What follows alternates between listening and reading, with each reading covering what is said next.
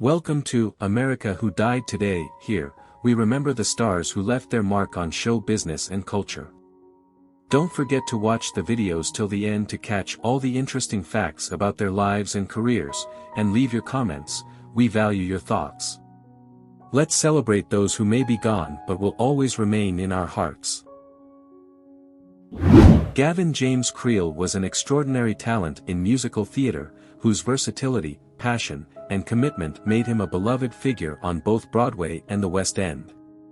Born on April 18, 1976, in Findlay, Ohio, Creel discovered early in life that performing offered an escape and a purpose. Raised in a religious environment that felt restrictive, he found solace in theater. After graduating from Findlay High School in 1994, he pursued his passion for musical theater at the University of Michigan, where he graduated in 1998 with a Bachelor of Fine Arts. From there, his career would take off, establishing him as one of the most respected actors in musical theater. Creel's breakthrough came with his Broadway debut in 2002 as Jimmy Smith in Thoroughly Modern Millie, a performance that earned him his first Tony nomination. His ability to embody his characters with emotional depth and charisma made him a standout, and he would go on to achieve iconic status in roles like Claude in Hair, 2009, where he earned his second Tony nomination, and Elder Price in The Book of Mormon, a performance that won him the Laurence Olivier Award for Best Actor in a Musical in 2014. He reprised his role across various productions, both in the US and on Broadway, which highlighted his dedication to his craft and his close connection to the role. A true theater polymath, Creel's roles spanned across productions including La Cage aux Folles, 2004, She Loves Me, 2016, Waitress, 2019, and Into the Woods, 2022, where he played the wolf in Cinderella's Prince. He was beloved in the industry not only for his talent but also for his activism and support for LGBTQ+ rights, co-founding Broadway Impact to mobilize the theater community for marriage equality. He was also deeply involved in Broadway Cares/Equity Fights AIDS, serving as a trustee and advocating tirelessly for the cause. Beyond the stage, Creel's talent extended to screen, most notably as Bill in Eloise at the Plaza and its sequel, which brought his theatrical magic to a broader audience. He also ventured into solo music, releasing albums such as Gute Timination, 2006, and Walk On Through, a commissioned work by the Metropolitan Museum of Art. This latter project, reflecting his journey through self-expression and art, premiered off-Broadway in 2023 to critical acclaim. Creel's life, however, was marred by health struggles. In March 2018, he temporarily stepped back from Hello, Dolly, due to back surgery, and in July 2024, he faced a devastating diagnosis of metastatic melanotic peripheral nerve sheath sarcoma. He spent his final days in hospice care at his Manhattan home, passing away on September 30, 2024, at the age of 48. His death was met with a profound outpouring of love from friends, fans, and colleagues. His contribution to musical theater was honored with Broadway and West End theaters dimming their lights, a tribute later extended to all of Broadway's 41 theaters after public outcry. His legacy as a performer and a human rights advocate endures, remembered through candlelight vigils, tributes, and the continuing influence he has on generations of theater artists and fans. Susan Diane Wojcicki was a transformative force in the tech industry, known for her influential role as the CEO of YouTube from 2014 until 2023 and as a key figure at Google. Born on July 5, 1968, in Santa Clara, California, to a family steeped in academia and cultural roots, she grew up surrounded by intellectual inspiration. Her mother, Esther Wojcicki, was a journalist, and her father, Stanley Wojcicki, was a physics professor. Her family's strong connections to both Polish and Russian heritage played a significant role in shaping her worldview and priorities. Susan's two sisters, Janet and Anne, pursued careers in anthropology and entrepreneurship, respectively, with and co-founding 23andMe. Growing up on the Stanford University campus, Susan was neighbor to the notable mathematical scientist George Dantzig, which encouraged her budding interests in technology and academic pursuits. Wojcicki displayed early entrepreneurial spirit, selling handmade spice ropes as a child, and her passion for writing led her to work for her high school newspaper at Gunn High School in Palo Alto. While initially a humanities major, she took an unexpected interest in technology as she neared the end of her studies, ultimately earning a degree in history and literature from Harvard University in 1990. This turn toward technology influenced her decision to pursue a master's degree in economics at UC Santa Cruz and later an MBA from UCLA's Anderson School of Management in 1998. Before Google, she worked at Intel Corporation and Bain & Company, where she honed her marketing and management skills. In 1998, Wojcicki famously rented her garage to Larry Page and Sergey Brin, the founders of Google, providing them with office space for their burgeoning search engine project. As Google's 16th employee, she quickly made her mark, managing early viral marketing efforts and pioneering the creation of Google AdSense, which became one of Google's core revenue-generating products.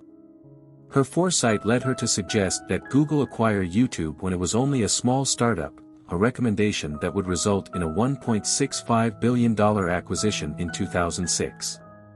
This decision was integral to YouTube's rise as a leading platform for video content. When she became CEO of YouTube in 2014, Wojcicki introduced innovations that reshaped the platform.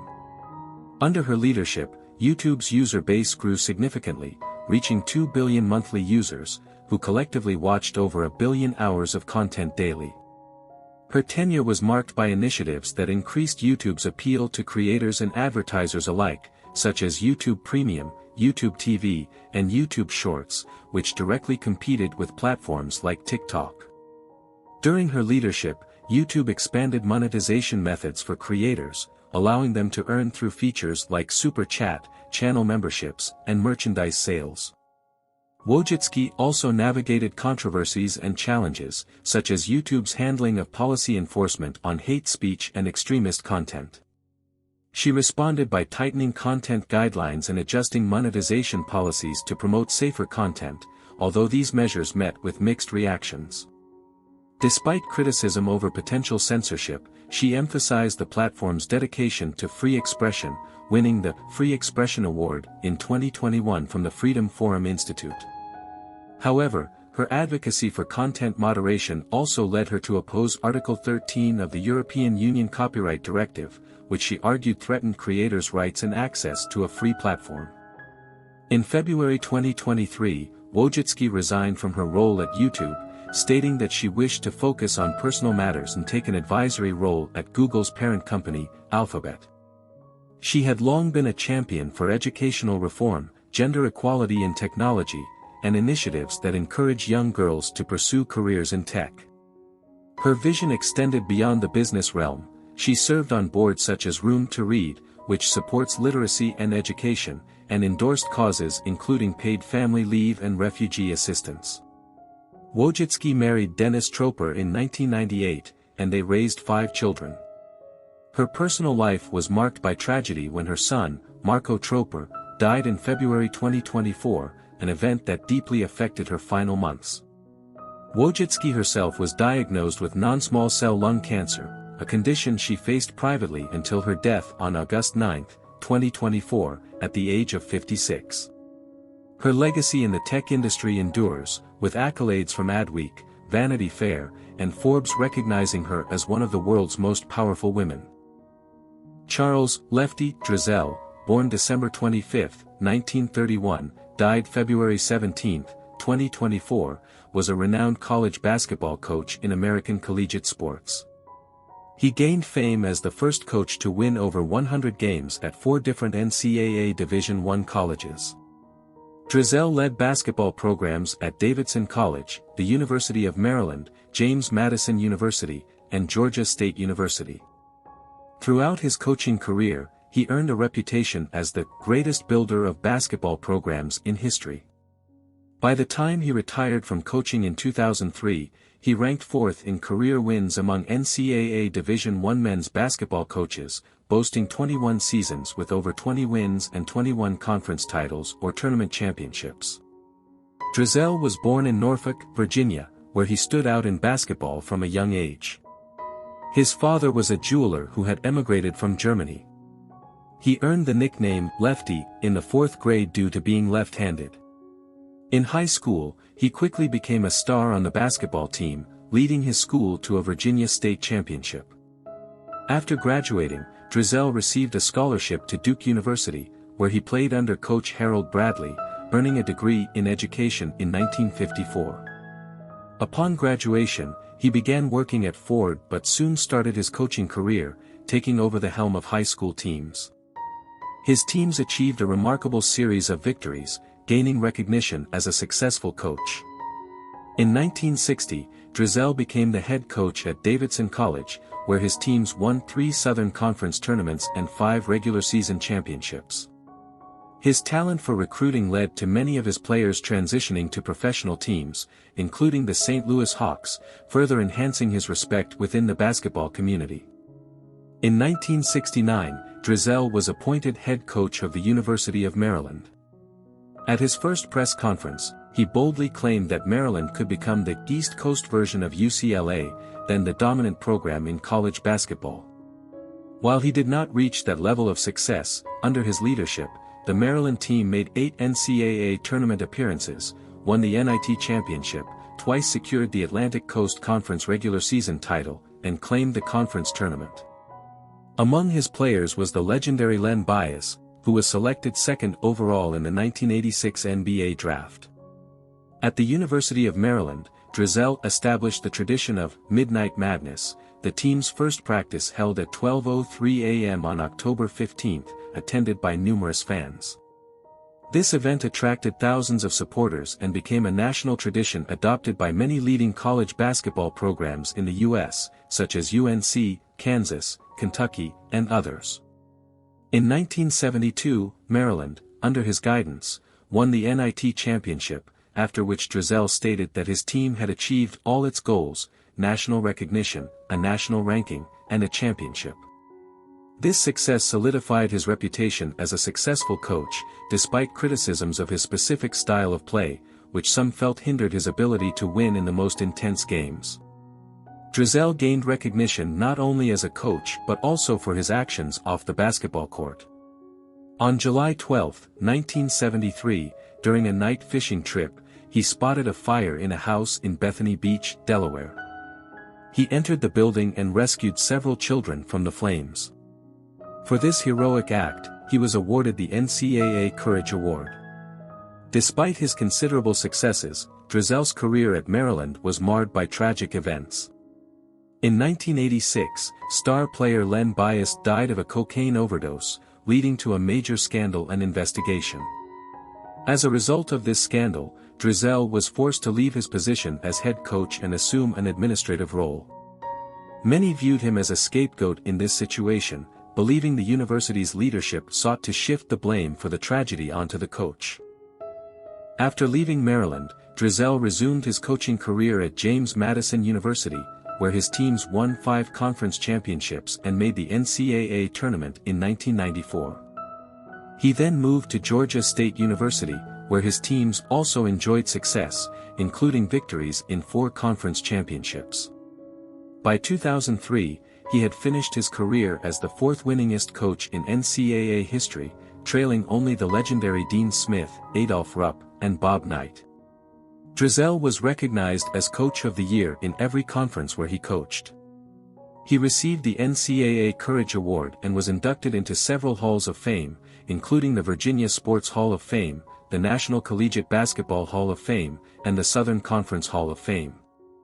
In 2018, he was finally inducted into the Basketball Hall of Fame. In his personal life, Delle was a devout Christian. He married his high school sweetheart, Joyce, with whom he had 4 children.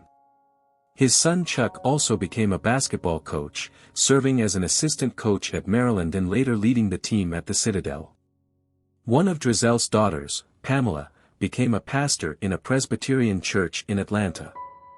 Overall, Delle's legacy extends beyond the records he set and the championships he won. He was a transformative figure in college basketball, known for his coaching philosophy, his commitment to his players, and his impact on the sport as a whole.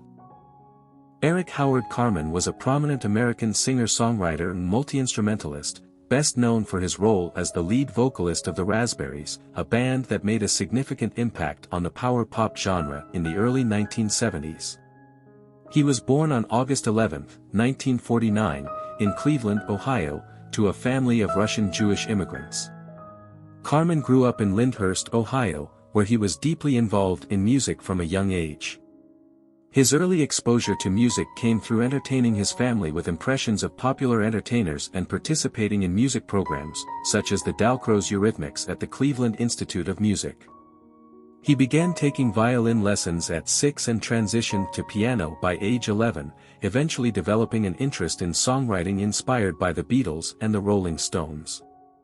Carmen's professional music career took off in the late 1960s when he joined a band called Cyrus-Erie, which recorded several singles for Epic Records.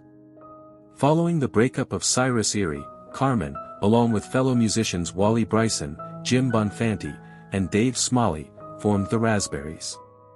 The band's sound was characterized by melodic hooks and harmonies, culminating in hits like Go All the Way. They released 4 albums and became a staple of early 70s rock music before disbanding in 1975. Embarking on a solo career, Carmen achieved global success with hits such as All by Myself, which was based on Rachmaninoff's Piano Concerto No. 2 and reached No. 2 on the Billboard Hot 100. His follow-up single, Never Gonna Fall in Love Again, also garnered significant acclaim, showcasing his talent for crafting emotional ballads. Throughout the late 1970s and 1980s, Carmen continued to release successful albums and singles, with notable tracks like Hungry Eyes, featured in the film Dirty Dancing, and Almost Paradise, a collaboration with Dean Pitchford for the film Footloose. Carmen reformed the Raspberries in 2004 for a series of sold-out performances, demonstrating his enduring popularity in connection to the band's legacy. His contributions to music have left a lasting impact, with a distinctive style that blended rock, pop, and classical influences. In his personal life, Carmen experienced 3 marriages, including a long-term relationship with Susan Brown, with whom he had 2 children, and a later marriage to Amy Murphy. He returned to Gates Mills, Ohio, in the 1990s, where he lived until his passing on March 11, 2024, at the age of 74. His death was announced by his wife, but details regarding the cause were not disclosed, leading to some controversy following his passing, particularly regarding the management of his estate and a lawsuit filed by his children against their stepmother. Carmen's legacy as a talented musician and songwriter continues to be celebrated, with his songs remaining influential in the rock and pop music landscape. His unique ability to convey deep emotions through his music resonated with audiences, making him a beloved figure in the industry. Thank you for watching this video. May the memory of these outstanding people continue to inspire us all. We cannot change the course of time, but we can keep in mind their contribution and significance. If this video has affected you or you want to know more, don't forget to subscribe to our channel and leave a comment. Let's continue to share their stories and keep the memory of them together. See you soon, and remember that those we love never leave without a trace.